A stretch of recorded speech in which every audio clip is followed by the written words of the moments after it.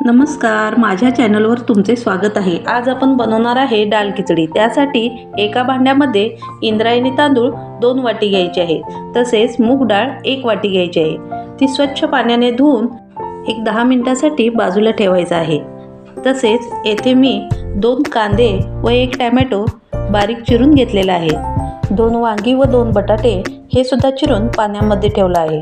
एका भांड्यात पाणी गरम करण्यासाठी ठेवलं आहे व तसेच दुसऱ्या बाजूला कुकरमध्ये 4 चमचे तेल टाकून त्यामध्ये लाल मिरची, कढीपत्त्याची पाने घालावी।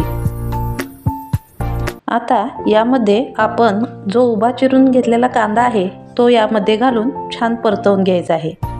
कांदा छान परतवून झाला की त्यामध्ये बारीक चिरलेला टोमॅटो हा सुद्धा घालायचा आहे व हे सुद्धा छान असे परतवून घ्यायचे आहे। आता यामध्ये आपण जे चिरून ठेवलेले बटाटे व वांगा आहे ते यामध्ये घालायचं आहे व छान असे मिक्स करून घ्यायचं आहे। थोडीशी हिंग, तसेच एक अर्धा चमचा हळद व मसाला चटणी 2 चमचे हे घालून पुन्हा एकदा छान परतवून घ्यायचं आहे। आता यामध्ये चवीनुसार मीठ घालायचं आहे व परतवून घ्यायचं आहे। आता आपण जे बाजूला धुवून ठेवलेले तांदूळ व डाळ आहे हे यामध्ये घालून छान पुन्हा एकदा मिक्स करायचं आहे अशा प्रकारे।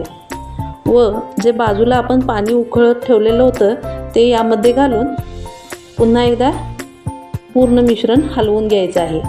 आता यामध्ये बारीक चिरलेली कोथिंबीर घालायची आहे व कुकरला 2 शिट्टी घ्यायचे आहेत।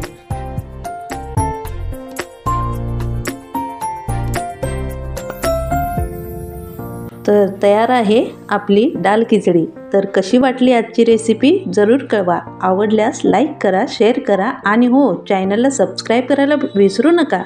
आपण भेटू अशाच एका नवीन व्हिडिओमध्ये। तोपर्यंत धन्यवाद।